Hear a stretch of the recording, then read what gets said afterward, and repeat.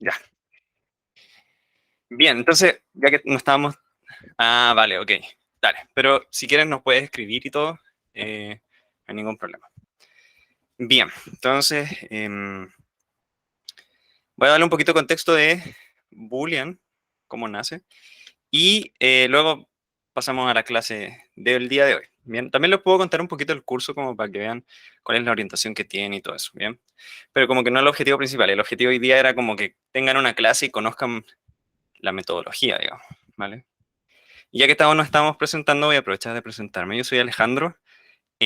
Yo soy informático. Yo me titulé de ingeniero en informática, me titulé en 2011 más o menos. Y empecé a ejercer como tal el 2016. Y tuve, digamos, como la fortuna de, cuando empecé a ejercer, ese año, el 2016, bueno, yo antes había igual hecho, qué si página, lo típico, página web, soporte, de todo. Entonces, incluso tuve la chance de trabajar como en el 2007, 2008 en un departamento de informática, pero tenía solo cuarto medio, digamos, no era algo como oficialmente como ingeniero. Entonces, igual me permitió como sumergirme en este mundo un poco. Y tuve, como decía, la fortuna de llegar a una empresa grandota, donde la operación, digamos, era muy, muy, muy grande. Y eso hace que uno, bueno, si bien es un poco, o puede ser un poco empinada esa curva de aprendizaje, al mismo tiempo uno aprende un montón. Y era un equipo también gigante. Entonces, he trabajado como con equipos así en total, como de 700 personas y construir software entre tanta gente es bien interesante. Entonces tiene hartos desafíos que uno va aprendiendo cómo hacer esto de integración continua, cómo tener, cómo alcanzar calidad, ¿cierto? Cómo colaborar en el equipo, etcétera. Entonces mi experiencia afortunadamente como que empezó ahí y siempre ha sido bajo entornos de agilidad, que tiene que ver más que nada la mejora continua, escuchar al usuario, etcétera. Como que uno entrega valor a través del software. Bien. Entonces esa más o menos ha sido mi experiencia. Y este año, bueno, perdón, el año pasado, decidí salir de la industria para empezar a enseñar porque, bueno, hay un montón de escasez de talento. Entonces, necesario como en esta alta demanda, y sobre todo a mí me tocó vivirlo, yo igual pasé como por varios seniorities en ese tiempo, y llegué, bueno, los seniorities dependen de la empresa, pero llegué a uno más arriba de senior, que en esta empresa era como software designer, como diseñador de software. Pero eso es bien relativo, la verdad. Entonces, pongámosle que senior es suficiente. Y ahí hay varios desafíos porque muchas de las personas que llegan como junior o llegan como entry level, digamos, o trainee, que también le llaman, vienen con algunos conocimientos, están como en el caso de Ignacio, se hicieron un bootcamp, pero falta toda la parte de aprender a hacer mejor software en equipo, calidad, eh, cómo entregar valor a través del software al usuario, pensar en el usuario siquiera. Hay muchas empresas en Chile que quizás no toman en cuenta la experiencia de usuario, etc. Entonces, los ambientes de agilidad suelen estar concentrados mucho en feedback. Y por el otro lado también están todas las habilidades blandas, porque para llegar a senior, más que aprender así o ser muy, muy bueno en un lenguaje, tiene que ver más habilidades comunicativas, liderazgo, etc. Entonces, esa es como mi visión hoy día del software después de todos estos años de haber eh, hecho software en una empresa. Gabriel, ¿qué tal? Bienvenido. ¿Cómo estás? ¿Estás muteado por si acaso?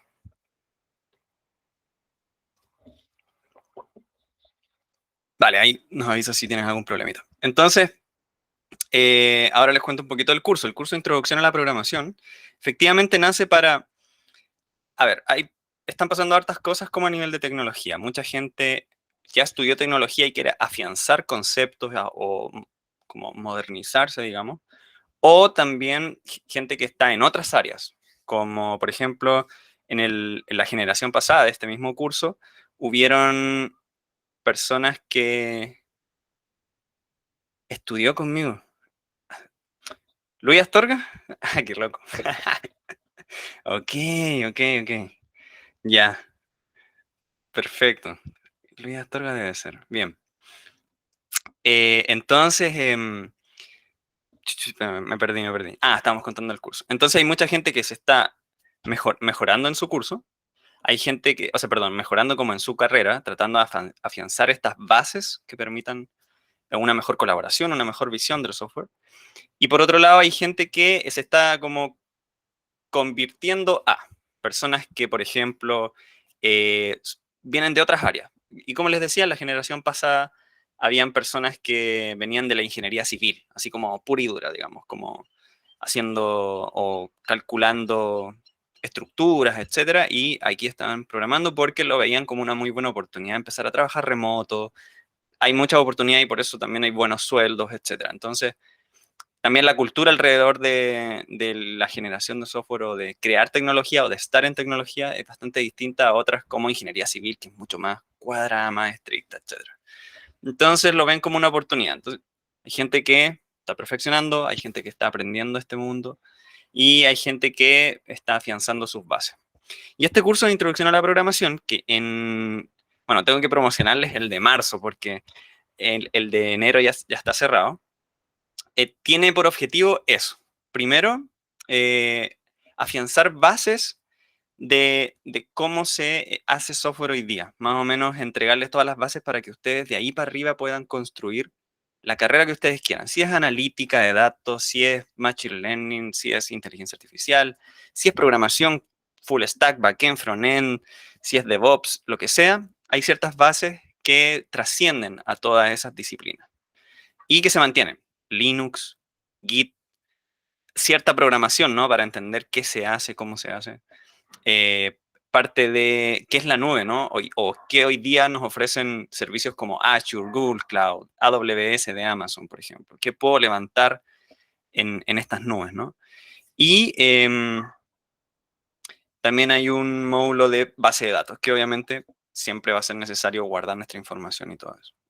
Podemos verlo en detalle. Ah, de hecho les puedo compartir cuál es el programa del curso. Lo podemos ver aquí, acá. Acá están, son 8 módulos. Entonces, como les decía, tenemos Unix y Linux porque esto se lo van a encontrar en todos lados. Ustedes levantan una máquina virtual en Azure, en Amazon o lo que sea, van a encontrarse con Linux, etcétera. Van a necesitar saber de archivos, permisos, distribuciones, etcétera. Bien. Git y algunos flujos de trabajo porque, como les hablaba recién, yo participaba de una empresa muy grande, entonces el software se construye con muchas personas. Y al construir con muchas personas, la colaboración, para que no sea un caos, efectivamente tiene que estar supeditada a cierto flujo de trabajo o hay herramientas que nos ayudan a moderar todo ese caos. Aquí entonces tenemos Git.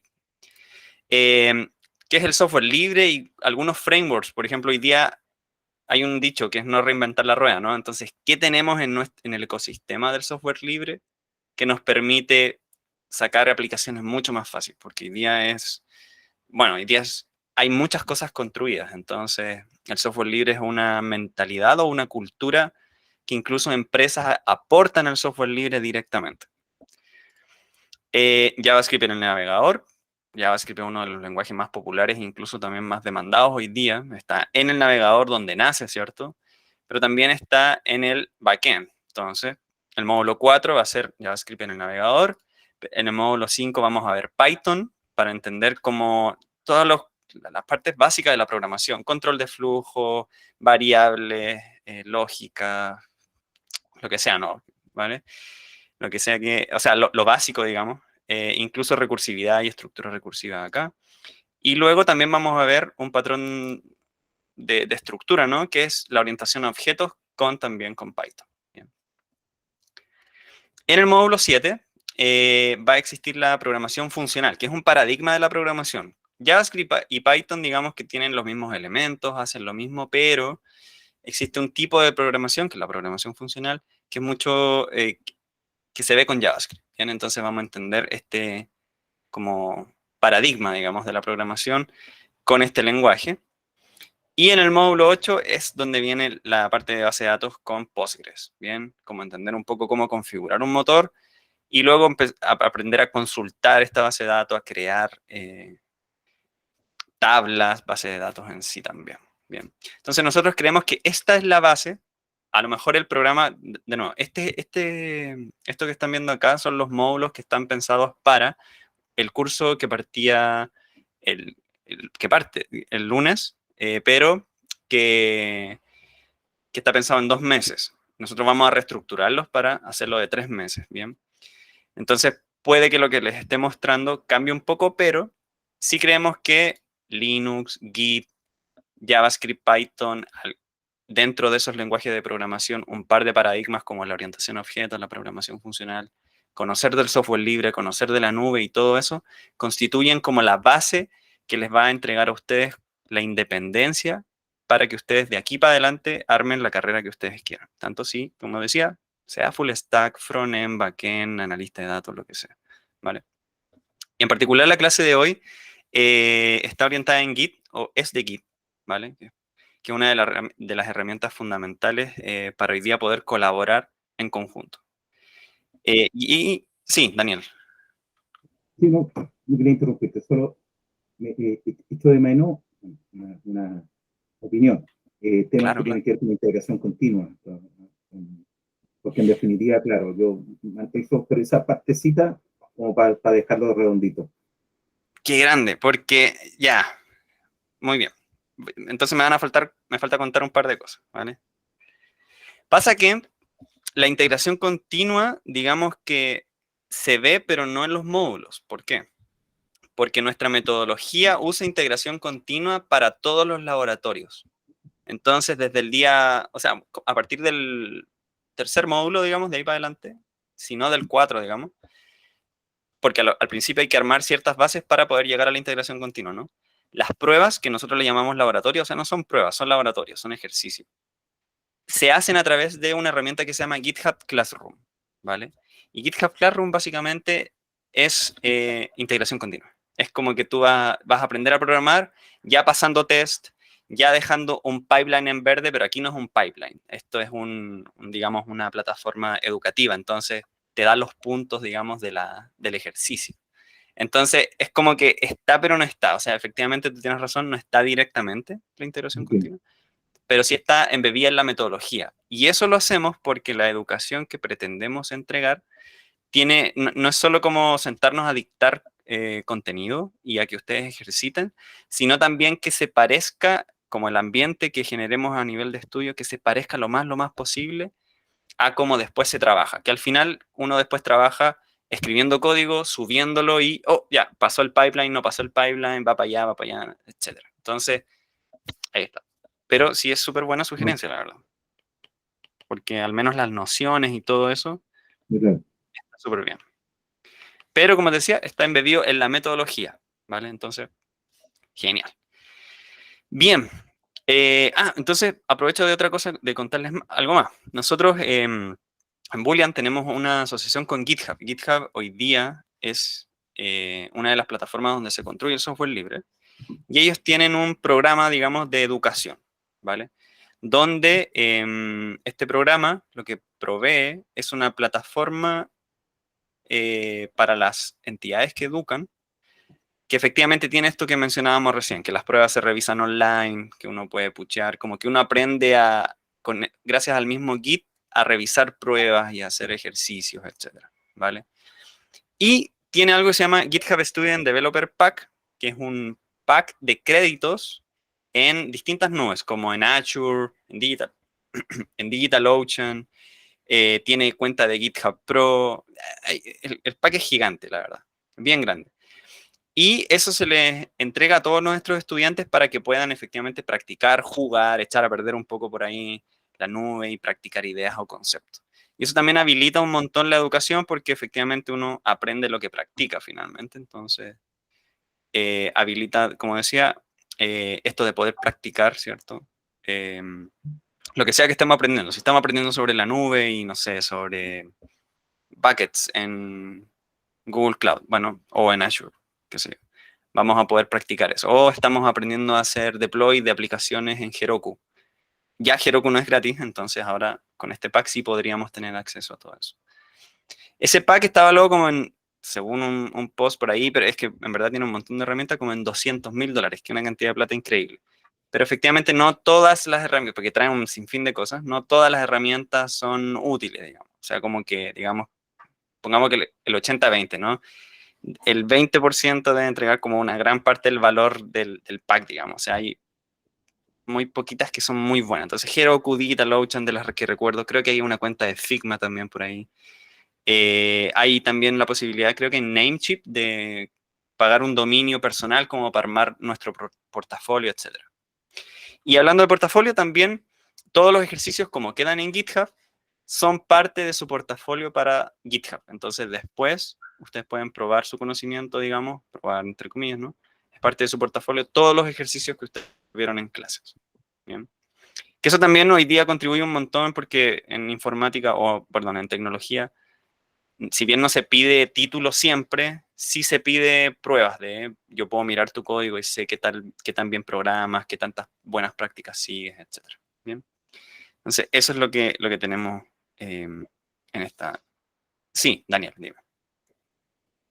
Ese paquete, ¿cómo se llama? El GitHub Education. ¿No es eso? GitHub de Student Developer Sí, Pack. Ahí te lo dejé y el vale, programa se llama GitHub Education, perfecto. al que estamos suscritos.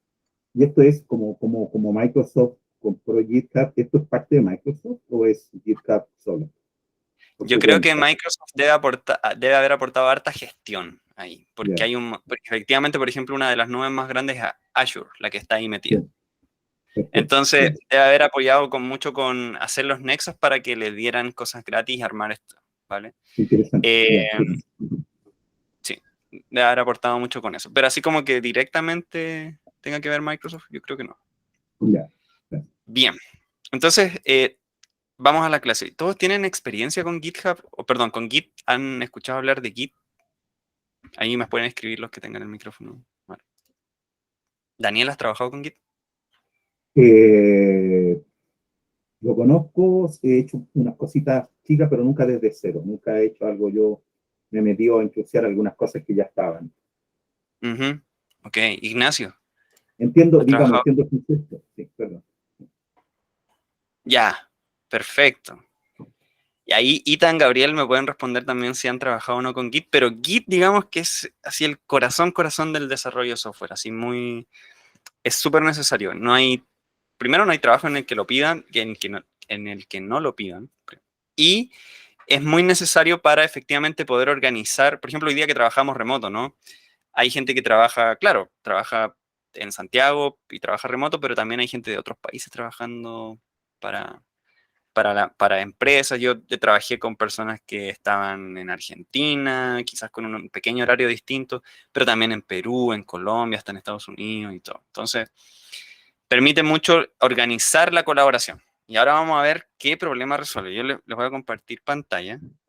Ahí, Alejandro, solo comentaste que, claro, yo siempre lo había usado desde la web, pero cuando me preparé para el curso que había que descargarlo, claro, lo Súper. descargué y me aparece el Git Bash, el CMD y el GUI, y que están acá instalados on-prem en mi equipo. Entonces ahí me perdí un poquito para qué se usa uno y cuándo se usa el otro. Ya. Ah, ¿para qué se usa Git y qué es GitHub? ¿Algo así?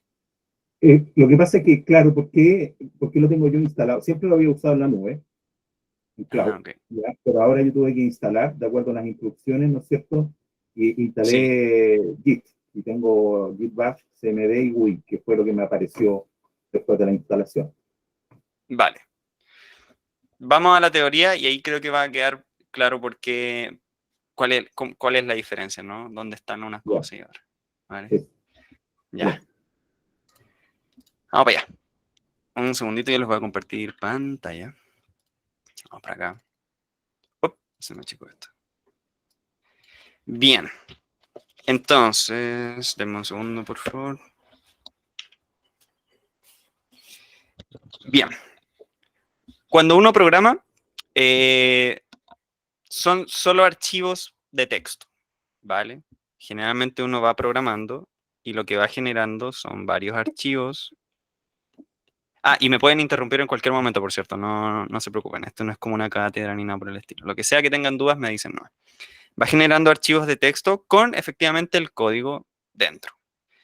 Y en el tiempo, ¿no? Por ejemplo, no sé, supongamos que esto lo hicimos el lunes, quizás el martes tomamos este mismo archivo, y le cambiamos un par de líneas por acá, el resto quedó igual, ¿cierto? Parte de nuestro día a día es ir modificando efectivamente estos archivos. Entonces, el martes hicimos esto, etcétera, ¿no? Esto va a pasar. El software nunca está listo, siempre se está mejorando. Entonces, siempre vamos a estar añadiendo modificaciones a lo que sea que estemos haciendo. Una página web con HTML, una aplicación con Python, C, lo que sea, son archivos de texto plano. Y obviamente después son interpretados, compilados o lo que sea. Y entonces esto efectivamente puede, si es que esta es una sola persona y existen otras cuantas personas, puede generar un poco de caos en el tiempo, ¿no? Y esto fue lo que le pasó efectivamente a el creador de Linux, que es Linus Torvalds. ¿Vale? Torvalds, creo que es así. Y él llegó a la primera, digamos, a la primera versión, o a la, sí, a la primera versión de lo que hoy conocemos como Git, que si mal no recuerdo, se lanzó por ahí por el 2007.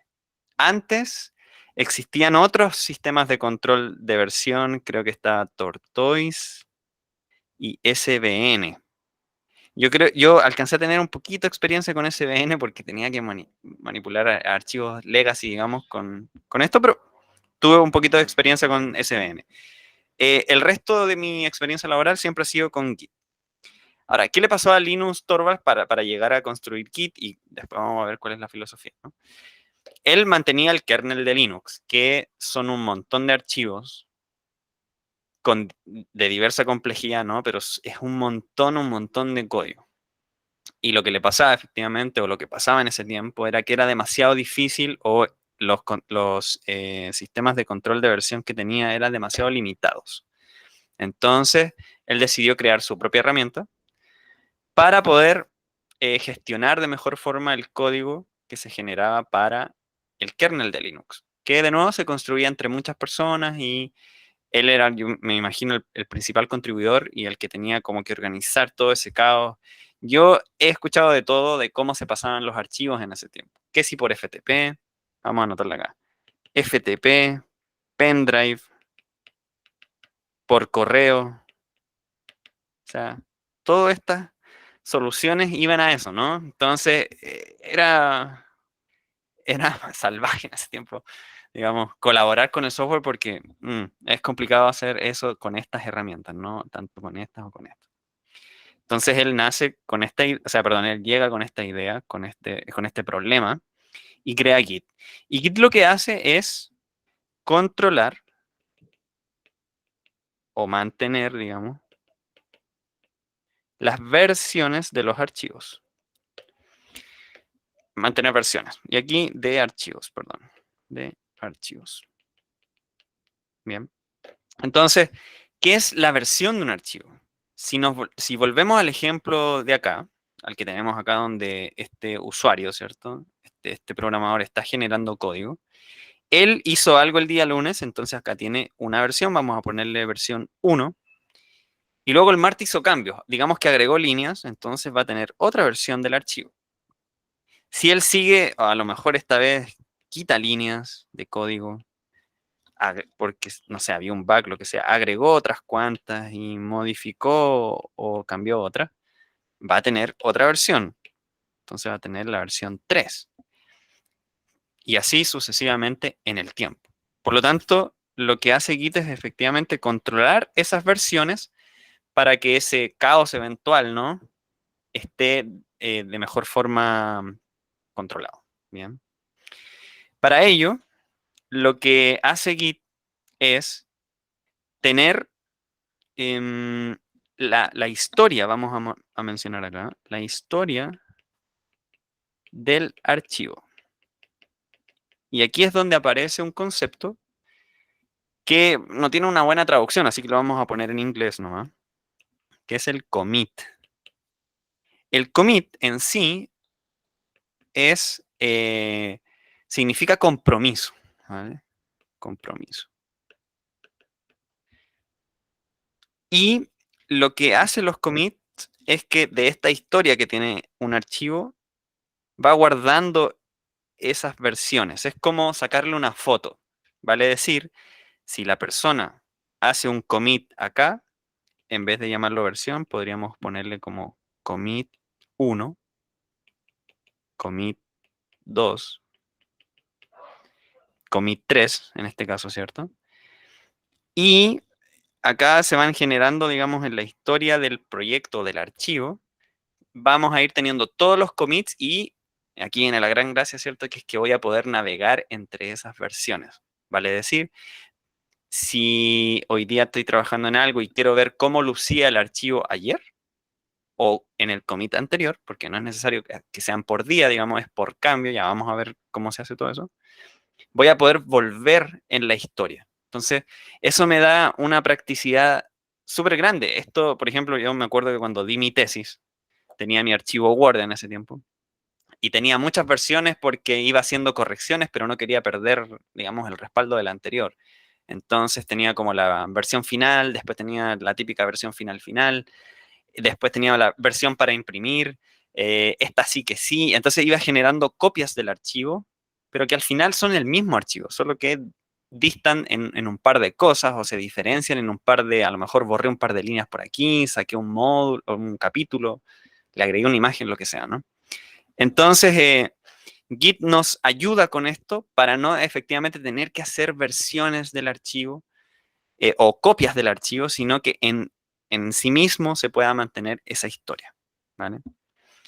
Entonces, lo podemos ver de esta forma, ¿no? Un commit al final es como una foto del archivo en un momento del tiempo. ¿Vale? Bien, entonces pasemos un poquito, no sé si hay dudas o consultas hasta el momento. Nada, nada. Bien. Por cierto, aparece otro concepto también que es necesario, pero es bien sencillo este, que es el repositorio. Vamos a anotarlo en inglés, por si después quieren buscar, siempre va a haber más documentación en inglés. El repositorio es básicamente el lugar donde Git, porque Git se convierte al final como en una suerte de vigía, ¿no? Va a estar mirando qué archivos cambian y va a estar atento a eso, para que en algún momento yo le diga, oye, mira, aquí con estos cambios ya listos, yo quiero que le saques una foto a esto. Entonces él, ok, le saca la foto y guarda esa historia, ¿no? Entonces, eso siempre va a ocurrir, o esa visión que tiene Google, digamos, él siempre va a estar observando una carpeta, un proyecto, ¿no? Y esa, vamos aquí a ponerle proyecto 1, por ejemplo. Y él, ¿cierto? Este Git, como va a estar vigilando esta carpeta, va a estar vigilando cualquier cosa que ocurra de ahí hacia abajo. O sea, si yo tengo más carpetas o carpetas dentro de otras carpetas, por ejemplo, lo que sea, va a estar vigilando y va a estar consciente de eso. Entonces, el repositorio básicamente es la carpeta principal. La carpeta desde donde de ahí hacia abajo se miran o se observan los cambios que ocurran en el tiempo. ¿Vale? Ese es el repositorio. Y entonces aquí viene la magia o de lo que recién me preguntabas, Daniel. Se dice que Git es centralizado y descentralizado. ¿Por qué? Porque, claro, o sea, si yo tengo esta copia o estos repositorios, porque puedo trabajar en muchos proyectos, ¿no? Estos repositorios en mi local, sí, está bien, pero no es tan útil, ¿no? Al final nosotros hablamos de colaboración, hablamos de que hay otras personas en el proyecto, etcétera. Entonces, es que yo puedo tener, vamos a ponerlo, vamos a identificarlo con una R, repositorios remotos, quiere decir que están en algún lado, en algún servidor de Internet, y mi repositorio local. ¿Por qué centralizado y descentralizado al mismo tiempo? Vamos a poner acá como si fuera un servidor. Entonces, aquí yo voy a tener mi remoto, ¿vale? Mi repositorio remoto. Va a estar en un servidor, digamos que acá está la nube o internet, ¿cierto? Y luego voy a estar yo y otros de mis compañeros trabajando en el mismo proyecto. Y cada uno va a tener una copia de estos repositorios, va a tener su repositorio local. ¿Cuál es la gracia de Git? Es que estos repositorios se pueden sincronizar entre sí. Tal que yo hago un cambio, lo subo y las otras personas van a saber que ese cambio existe y lo van a poder traer a su computador a través de Git, sin tener que, como antes decíamos, mandarnos un correo, subir eso a algo, pasarnos un pendrive, etcétera, ¿vale? Entonces, de forma automática, es centralizado porque efectivamente, digamos que va a estar todo en un lugar, ojalá en el repositorio remoto, que esté seguro, y es descentralizado porque cada uno va a tener una copia. Básicamente, si se pierde esto, basta con que uno de nosotros, o por ejemplo yo en este caso aquí estoy programando, suba al repositorio de nuevo y va a volver a estar disponible. O sea, ya no va a estar así, va a volver a estar disponible. Porque hay copias por cada uno. En este caso habrían 4 copias del mismo proyecto. Y Git se encarga de hacer toda esta sincronización, de que si yo subo un cambio y alguien más quiere subir algo, le avisa a ese alguien, oye, estás tratando de sobreescribir un archivo que a lo mejor ya tiene cambios, primero tráetelos, ve qué son, mézclalos y súbelos finalmente. Entonces, la colaboración para para crear software a través de Git es súper práctica porque me olvido de esta parte de transferir archivos, ¿no? Y simplemente a través de Git puedo subir mis cambios, bajar los cambios de los demás, probarlos en mi local, ver si me funcionan. Si no me funcionan, le puedo hacer yo los cambios al código, por ejemplo, y decirle, mira, en esta función tenías no sé, había una coma de más, qué sé yo.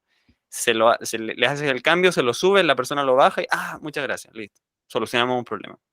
Entonces, facilita la colaboración de una manera increíble, ¿cierto? Podemos ver que es súper práctico y esto obviamente a través de Internet. Ahora, estos repositorios remotos, ese repositorio que está ya, ¿cierto?, dentro de un servidor, efectivamente yo podría armarme un repositorio remoto. Yo, Alejandro, voy, pago por un servidor, configuro mi repositorio remoto y ahora todos puchamos ahí. Súper. Pero ahí es donde aparece GitHub.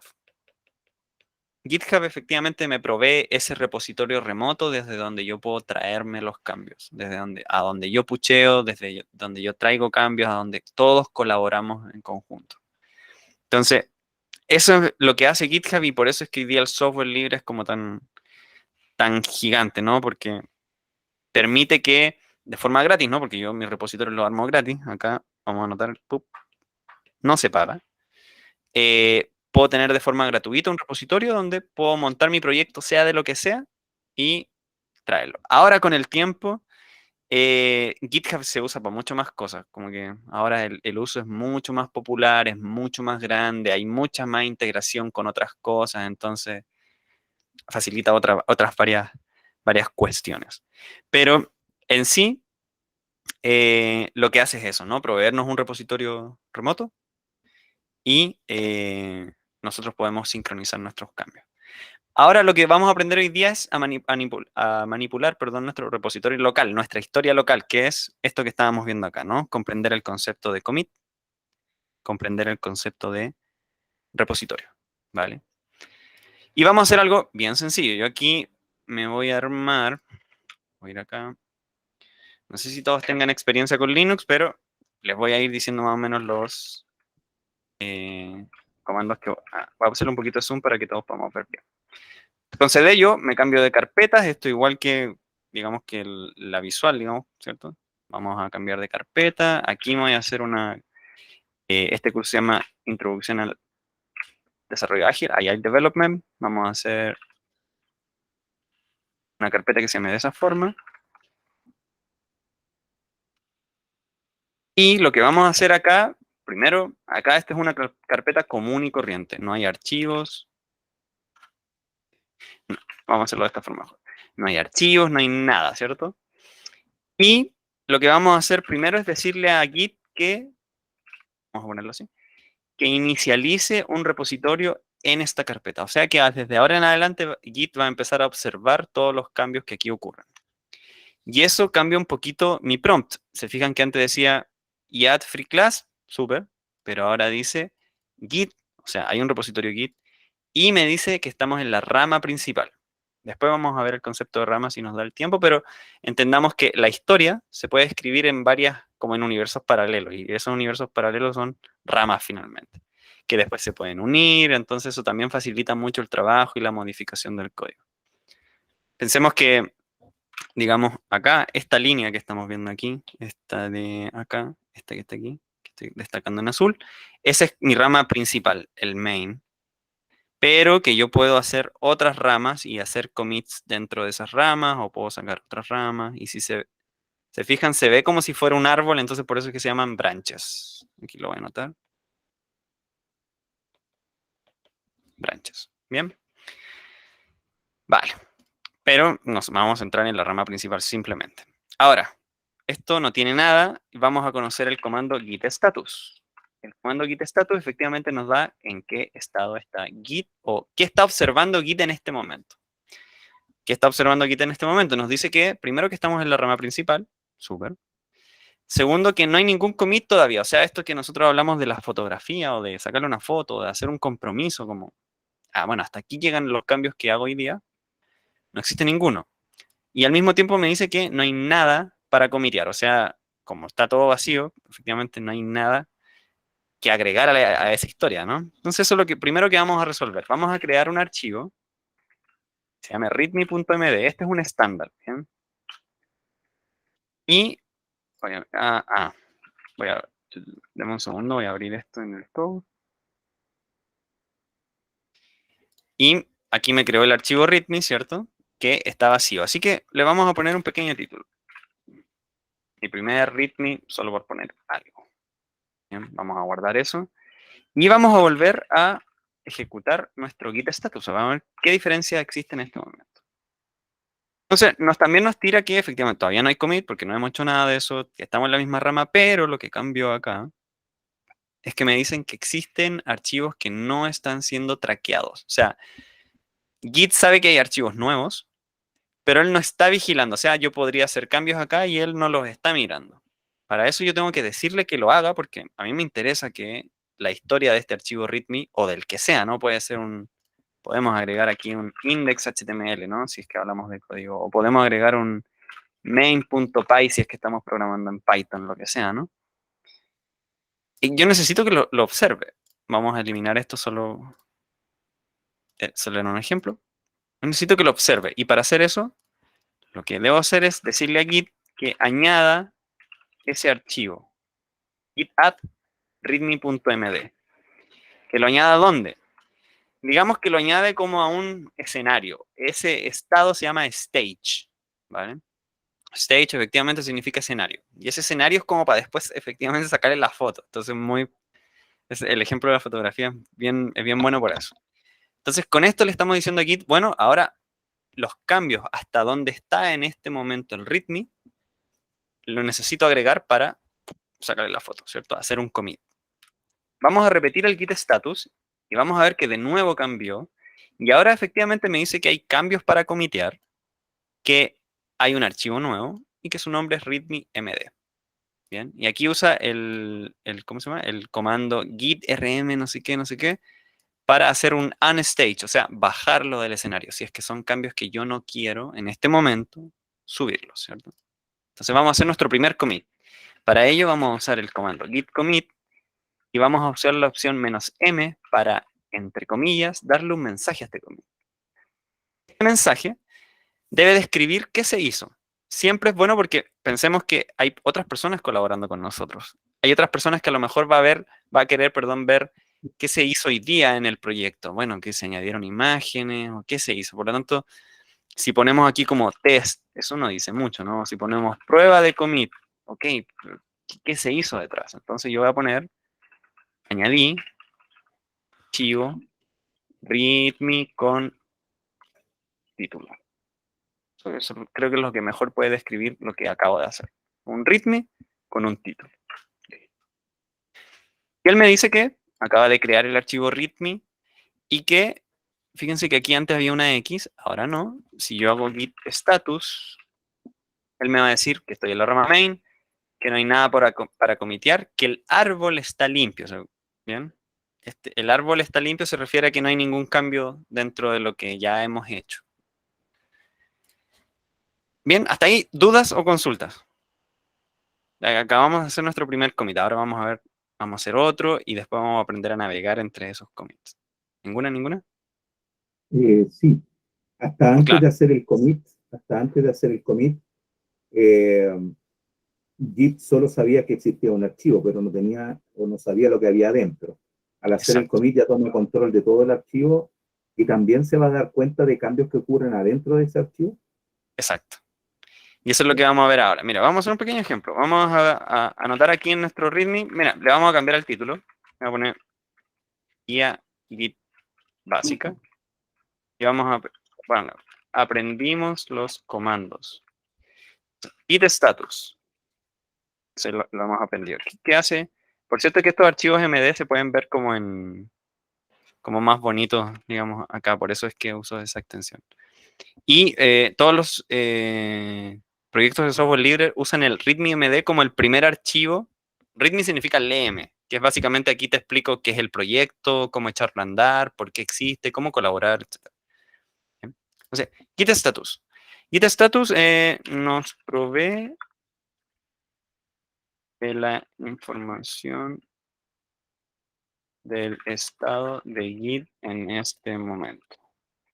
Si hay archivos para comitear, no. Si hay archivos nuevos o que no estén siendo vigilados, por ejemplo, ¿cierto? También aprendimos el git add, y aquí vamos a poner nombre, archivo. Añade un archivo al stage para luego ser comiteado. Vamos a dejarlo hasta ahí, ¿bien? Y esto lo vamos a poner así. ¿Cerrar esto? Entonces, ahora, ese archivo que antes era un título solamente, acaba de evolucionar un poco, ¿no? Primero, cambió de título porque a mí se me ocurrió, bueno, hagamos la guía básica de lo que estamos viendo ahora. Perfecto, usémoslo para eso. Y segundo, anotamos dos comandos. Ya vamos a añadir un tercero, que es el git commit, pero de momento estos dos. Si yo hago un git status, voy a partir por eso, git status. Perdón, no guardé, acá está. Ahora sí. Si hago un git, voy a hacerlo de nuevo, perdón. Ahí. Si hago un git status, voy a ver que él me dice que hay cambios que no están en el escenario para ser comiteados, pero sí es capaz de detectar que se modificó el archivo README. Bien, entonces, a tu pregunta, Daniel, aquí está. Él es capaz de ver dentro del archivo y decir, bueno, esto tenía antes, esto tiene ahora, ¿no? Entonces, se modificó. Y vamos a hacer lo mismo, vamos a añadirlo y vamos a comitearlo. Commit, y aquí voy a escribir un poco. Entonces, aquí cambié título y añadí dos comandos principales. Listo. Y vamos a hacer un Ahí me quedó una tercer, duda, diga. me quedó una duda. ¿Por qué tuviste que agregarlo si ya estaba agregado? Ah, porque, por ejemplo, mira, supongamos que tengo varios archivos. Por ejemplo, añadí dos imágenes a mi proyecto, modifiqué una función por ahí y después añadí esas dos imágenes a un HTML, por ejemplo. Digamos que de estos cambios, los únicos que están relacionados son añadir las imágenes y añadirlas a la página web. Pero el del medio, digamos, tiene que ver con una función, con otra cosa. Entonces, yo lo que estoy haciendo es añadir esos cambios para el código, o sea, perdón, para el commit. O sea, en el commit que viene, yo voy a añadir las imágenes y el HTML. Y en otro commit quiero meter lo de la función, porque son cosas distintas. Más que Siempre ante un commit tienes que decir qué cosas vas a añadir entonces. exacto, porque digamos que yo ahí puedo ordenar. Onda, yo me metí al proyecto, hice 10 cambios, pero estos tres hacen una cosa, estos otros tres hacen otra y después hay cuatro que son de otra cosa. Entonces yo puedo decir, bueno, voy a añadir estos tres porque están relacionados en un commit, estos otros tres en otro commit y estos otros cuatro en otro commit. Es para ordenarlo solamente. Ya, Yo elijo, digamos que yo puedo modificar todo lo que yo quiera, pero yo sí tengo que elegir qué va en cada commit. Y yo puedo elegirlo. perfecto. Entonces, el archivo add es efectivamente el que le dice a Git, oye, mira, este archivo, este y este van a ir en el próximo commit. Como que voy armando paquetitos. ¿Vale? Vale. Ya. Entonces, por eso es que tuve que hacer git add de nuevo. Entonces, ahora vamos a agregar otro comando que sea el git commit menos m y aquí mensaje Le vamos a poner mensaje Hay explicativo. una pregunta de Ignacio que está en el chat. Uy, perdón, a ver, voy al tiro.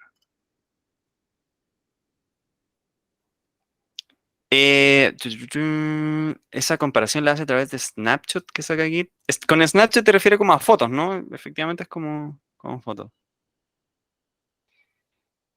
Creo que la puedo responder sin saber eso, que efectivamente Git sí sabe cuál es la diferencia, en qué línea se añadió qué cosa, qué línea se modificó, incluso lo podríamos ver, pero sí, efectivamente él como que, yo no sé cómo funciona, ahí tiene su magia, digamos, pero él es capaz de comparar esa historia, como tiene un archivo hoy día, le estás haciendo cambios, comiteaste esos cambios, él es capaz de ver o de sacar esta diferencia entre un archivo y otro. Así que sí, es como Snapchat, digamos, es como que le saca fotos, es como que sabe qué cambios son. Así que es capaz de diferenciarlos. De hecho, el comando para ver qué se hizo de un archivo a otro es diff. Y ahí te dice, mira, con un más se añadieron estas líneas, con un menos se quitaron estas líneas o te las marca si es que simplemente se modificaron en sí.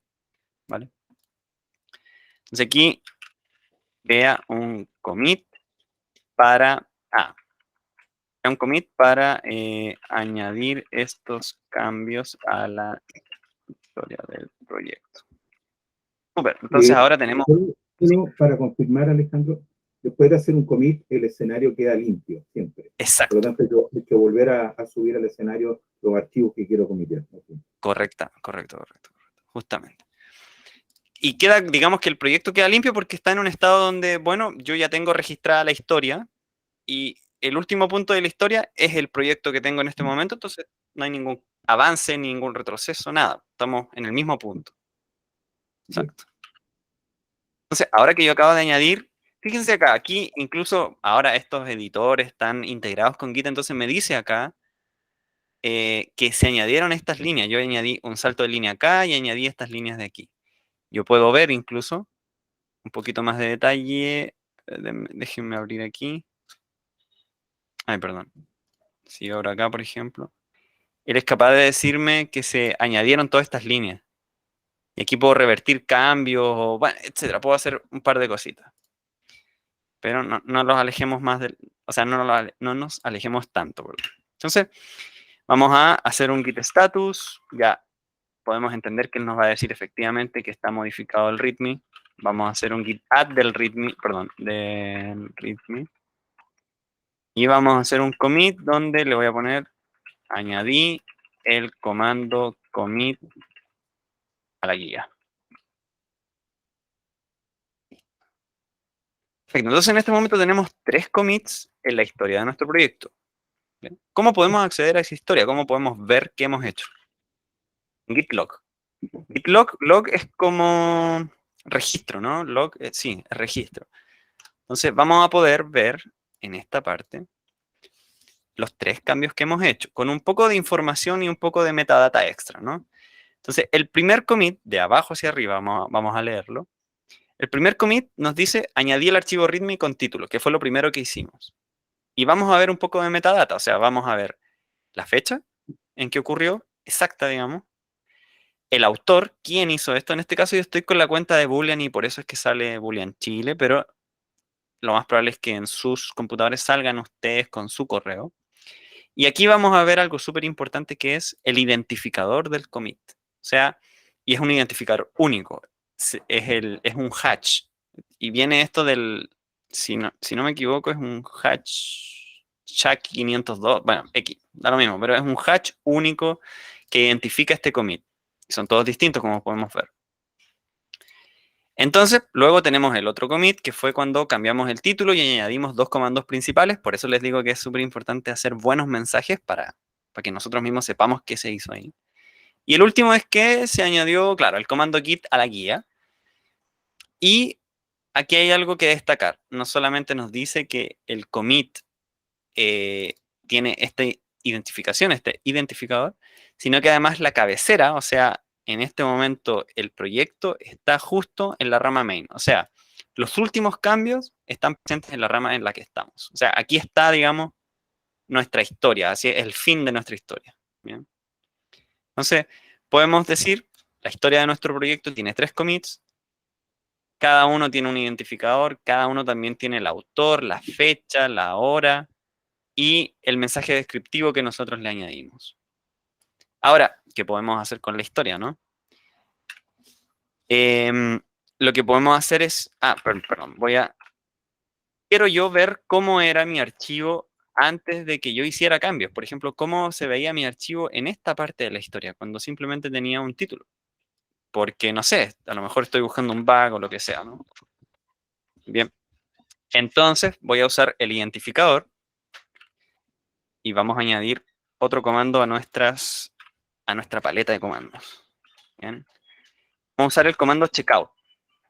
Y más el identificador que yo me copié del portapapeles, vamos a ver arriba que cuando yo hago checkout, puedo navegar al archivo en ese momento de la historia. Entonces puedo ver que en ese momento tenía simplemente un título con, con el primer readme, ¿vale? Nada más. Esto es súper útil, claro, en este caso a lo mejor, claro, no es tan útil, pero en casos donde uno está programando y a lo mejor hay algo que estaba funcionando y ahora no está funcionando, es súper práctico para poder ver qué se hizo en ese archivo, ¿no? Cómo era antes, que sí funcionaba, cómo es ahora que no funciona, ver qué se hizo, poder debuguear de mejor forma, conocer la historia, o saber qué hizo un compañero hace un par de meses, o hace un par de días, o hace un par de horas, si es que se comitea con frecuencia. Y yo ahora, si quiero, bueno, ya terminé lo que tenía que hacer y quiero volver a mi rama principal, digamos, o a la última versión, simplemente hago un git checkout main y mi archivo vuelve a ser como estábamos recién. Entonces, navegar en la historia de un archivo es súper fácil con Git, porque no tengo que hacer, o sea, y controlo todo, ¿no? Es súper práctico en este sentido, ¿vale? Entonces ahí agregamos otro git checkout con el hash de un commit, nos permite volver, no, navegar, vamos a poner, navegar en la historia de un archivo del proyecto. En la historia del proyecto mejor, porque en este caso es un archivo, pero efectivamente pueden ser más de un archivo que se modificaron en el mismo commit, entonces va a volver a todos esos archivos en ese punto de la historia. Bien, vamos a guardar y vamos a comitear esto también. Y that readme, git commit, añadí comando checkout más hash. Listo, ahí tengo todo comiteado. Bien, ¿dudas Ahí o consultas de lo que estamos viendo? Eso, Daniel. puede ser que sea algo más de adelante, pero si yo hago el checkout de una versión antigua, me Ujú, paro en ella, ¿no es cierto? Por lo tanto, yo puedo modificar esa versión antigua exacto. y puedo, al hacerlo, si tú no te hubieses ido al header, sino que te hubieses quedado en esa primera versión, la hubieses Ujú. modificado y después haces el add y haces el commit, pasa a quedar como la disponible o la última, esa nueva modificación, perdiendo todo lo anterior. No, se puede No hacer perdiendo, ahí. Ok. sí, perdón, no perdiendo porque está la historia, pero te salta, o sea, si sigue en el mismo main, esa pasa a ser el último, ¿no? Sabes que no sé qué pasa, pero sí o sea, no sé si yo hago commit dentro de un checkout, no sé bien qué pasa, ¿bien? O como que no sabría qué pasaría. Pero lo que sí es sano hacer es que yo saque una rama a partir de esa versión del archivo. No. Y ahí después yo hago mis cambios. A lo mejor efectivamente esa versión era más buena, digamos, estaba mejor. Hago una versión de eso y lo propongo para la rama principal. O la Perfecto. paso a la rama principal. Y efectivamente ahí Ese no pierdo historia, no mezclo historia. Digamos que tampoco puedes meter commits entre medios, digamos. O sea, no puedes como meter esa era mi Eso idea. no pasa. Ya, Eso no pasa, digamos. ¿Vale? Hasta podríamos probarlo, así, a ver probemos qué pasa. Hagamos eso. Ahora y te bien, revienta. por cierto, que por tiempo no vamos a alcanzar a que ustedes hubiesen alcanzado a compartir pantalla y alcanzado a probar estos comandos, ¿vale? Yo les puedo mandar, eso sí, puedo vamos a hacer eso. Si tienen un tiempito más, podemos quedarnos hasta las 15 porque igual conversamos.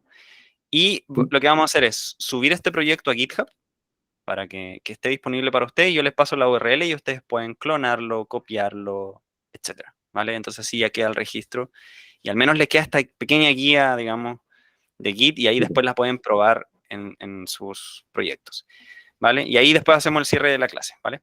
Entonces voy a volver a compartir pantalla. Bien, entonces hagamos esa prueba. A ver si me quedo todavía en el portapapeles el hatch. Sí. Supongamos entonces que este es mi primer readme y yo meto cambios. Cambios, nomás le vamos a poner. Entonces, veamos. Git status, ¿qué hace? Ya. Pero mira, aquí me tira otra información. Me dice que la cabecera está como detached o apartada, ¿cierto? Desde el commit en donde estamos. Entonces, veamos qué pasa si hacemos git add. Ahí yo puse punto para que añada todo lo que está debajo. Como que ahí no le estoy diciendo que es el readme directamente, sino el punto significa toda esta carpeta. En este caso, esta carpeta tiene solo el readme, ¿vale? Y vamos a añadir esto. Entonces, añadí cambios del readme en la historia pasada. Bien, hizo los cambios. Me dio otro hatch. Vamos a ver qué pasa con el git. Ya. Claro, esto como que generó, es raro, ¿no? Como que Como que generó un fuera commit. una rama. Exacto, es una rama. Porque si yo hago git checkout main y hago un git log, Claro, ahí está todo. aquí no está. Entonces es como una rama, efectivamente. O sea, yo tendría que ir a esta para tener esos otros cambios que estábamos viendo recién. Ya, entonces, para responder la pregunta de recién, cuando yo me voy a un estado anterior, meto cambios en esa historia y reescribo, entre comillas, la historia, al final no reescribe la rama principal, sino que genera una rama aparte, donde es como, genera este universo paralelo que hablábamos recién, ¿no? Genera algo paralelo a la historia principal del proyecto con esa historia. Ojo que yo puedo mezclarlas, pero ahí vamos a ver algo que se llaman conflictos y eso es quizás un poco avanzado para lo que estamos viendo hoy día, ¿vale? Al menos lo básico, que es hacer commits, saber qué es un repositorio, poder navegar en la historia, al menos ya se llevan eso. Bien, entonces vamos a hacer un checkout a la rama principal. Claro, aquí como que me dice que cree una nueva rama y las mezcla, bueno, etc. Me está pidiendo eso. Y lo que vamos a hacer es, vamos a crear, por acá, un repositorio en GitHub, donde yo les pueda subir esta clase que tuvimos hoy día. Vamos a ir aquí. Yo lo voy a hacer en mi cuenta personal, eso no hay ningún problema. Vamos a poner acá, vamos a poner que yo soy el dueño, entonces vamos a poner el mismo nombre, IAT class Git. Clase gratuita de Git. Público, y aquí yo voy a crear un repositorio, que es este repositorio remoto del que hablábamos. Yo tengo mi local, ahora estoy añadiendo este repositorio remoto para que yo pueda subir los cambios. Dentro de esto que nos está dando acá, que como el Quick Setup, la guía rápido de poner en marcha el proyecto, nos da dos formas, que es creando un nuevo repositorio desde la línea comando, pero que está vacío. Si se fijan por aquí, sale un poquito zoom. Por acá tenemos el git init que hicimos al principio, tenemos un git add de un readme, todo esto ya lo hemos hecho. El git commit también ya lo hemos hecho, etc. Por lo tanto, no necesitamos hacer eso. Vamos a tomar esta línea que está acá y la vamos a explicar. Bien, ¿qué elementos tenemos acá? Primero, él ya creó este repo que está dentro de mi cuenta que se llama iat free class git, que es público, y aquí está mi repo. Y me da esta dirección. Yo tengo configurado mi GitHub a través de SSH, que es un protocolo seguro que usa certificados para poder mandar información, ¿no? HTTPS tendría que estar escribiendo contraseña siempre, entonces es un poco más tedioso. Y me dice, vamos acá entonces, git remote, hablábamos de repositorios remotos, ¿cierto? Añade este repositorio remoto, ¿cierto? Como que lo podemos leer un poquito al revés. Git añade este repositorio remoto, ponle el nombre origin y pon esta dirección para subir esos cambios. Bien. Con esto, lo que acabamos de hacer es generar un repositorio remoto. Antes de esta línea, este comando de git remote -v, que es la que nos muestra los repositorios que tenemos configurados, porque yo puedo tener varios, puedo tener un origin, puedo tener un secondary, puedo tener el nombre que yo quiera, la verdad.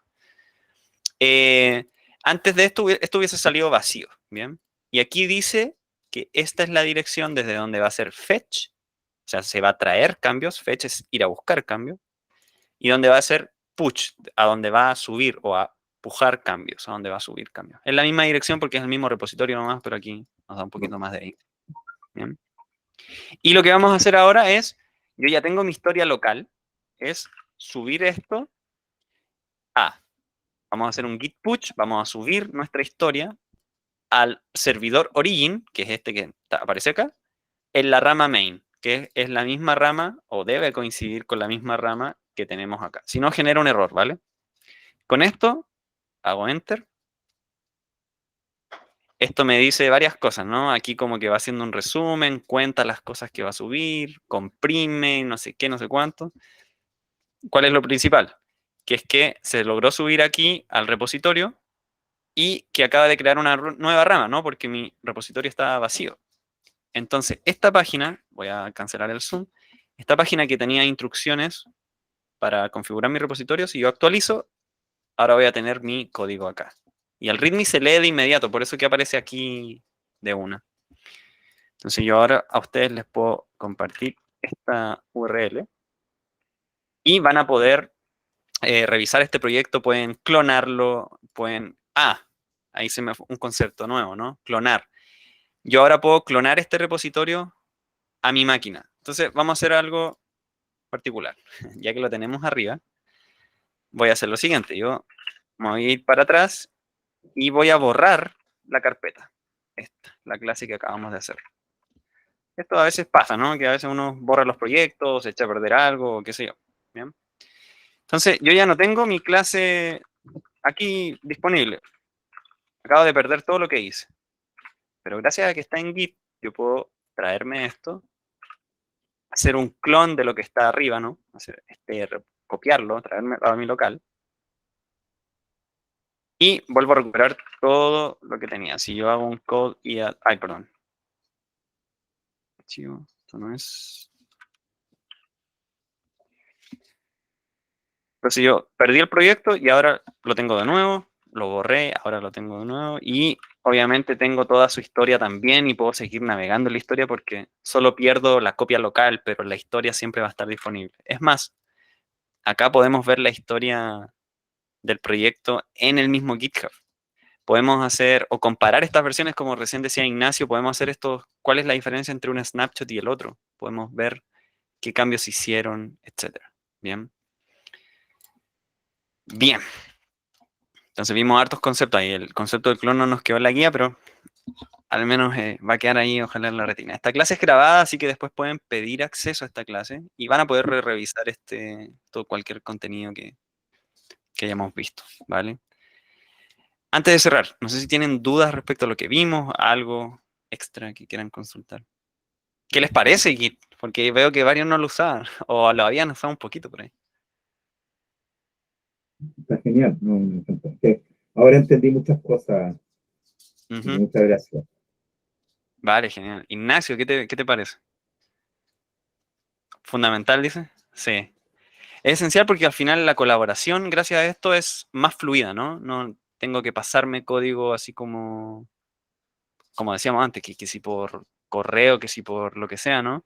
Si estoy haciendo una tarea, por ejemplo, con un amigo, estoy en la U, podemos hacerlo en conjunto la tarea y yo, oye, mira, yo me encargo de una función, de, no sé, la función que sume, tú la de resta y después juntamos el proyecto. Es bien sencillo colaborar con Git, ¿bien?